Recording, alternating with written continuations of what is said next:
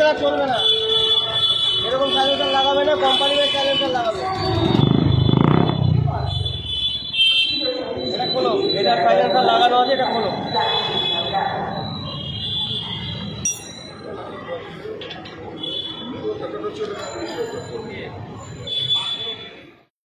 এবার আরও কড়া পদক্ষেপ নিল রানাঘাট পুলিশ জেলার পুলিশ।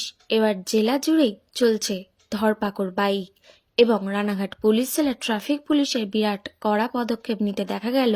ঠিক তেমনই রানাঘাটের ট্রাফিক ওসি অলোক ভট্টাচার্যের নেতৃত্বে বেশ কয়েকদিন ধরেই রানাঘাট থানার অন্তর্গত বেশ কিছু জায়গায় প্রতিদিনই চলছে বাইক ধরপাকড়। বেশি আওয়াজযুক্ত এবং কোম্পানির সাইলেন্সার পাইপের বদলে অতিরিক্ত আওয়াজযুক্ত পাইপ লাগানোর বিরুদ্ধে কড়া পদক্ষেপ নিতে দেখা গেল রানাঘাট ট্রাফিক ওসি অলোক ভট্টাচার্যকে ও তার টিমকে।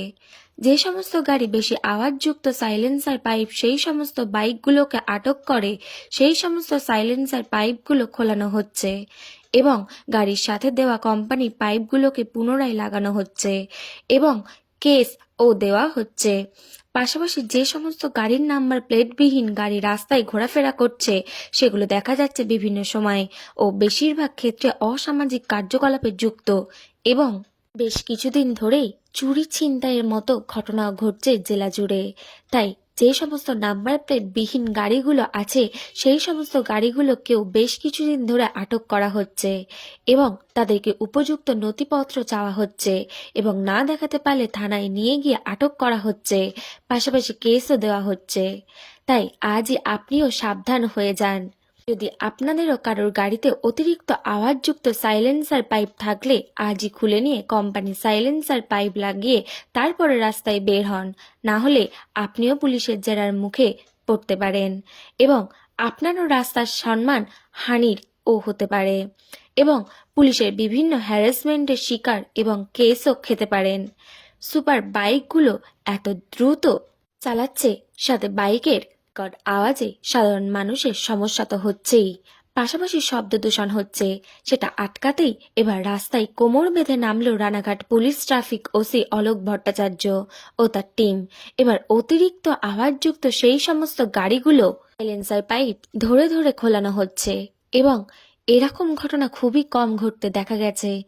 এরকমই ঘটনার সাক্ষী কয়েকদিন ধরে থাকছে রানাঘাটবাসী এবং পুলিশের এহেন উদ্যোগকে সাধারণ মানুষের একাংশ তারা সাধুবাদ জানিয়েছেন।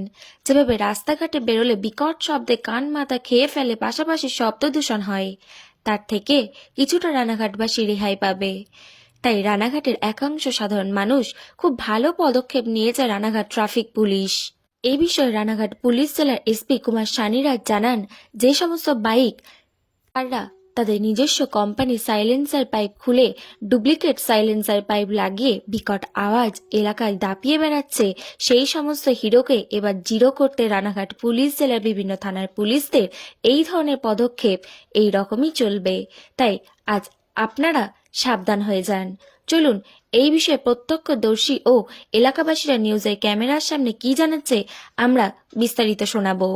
রানাঘাট থেকে শুভঙ্কর পালের রিপোর্ট, এইচআর নিউজ 24।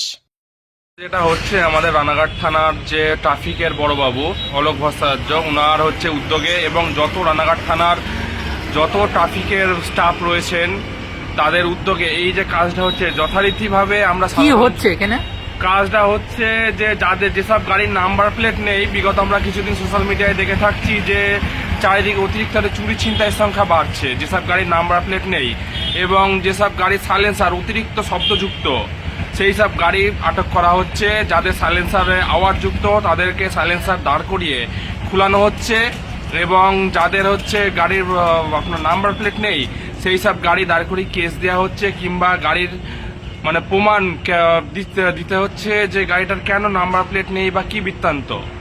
উদ্যোগটা সারা রানাঘাট জুড়েই হচ্ছে, চলে থাকছে বেশ কিছুদিন আমরা দেখছি। তা আজকে এটা হবিবপুর ফ্লাইওভারের নিচে বিডিও অফিসের সামনে এই উদ্যোগটা নেওয়া হয়েছে রানাঘাট থানা ব্রিজের তলায়।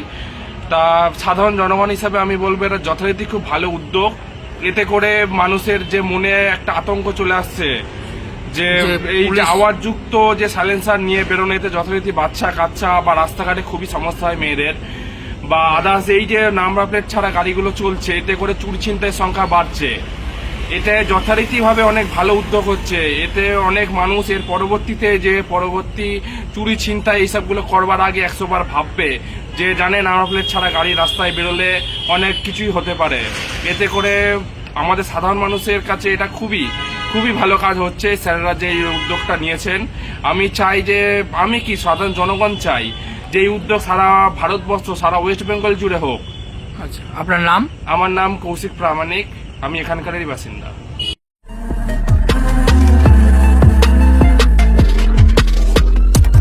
নমস্কার, আপনারা দেখছেন HR নিউজ 24, সত্যের লক্ষ্যে মানুষের পাশে।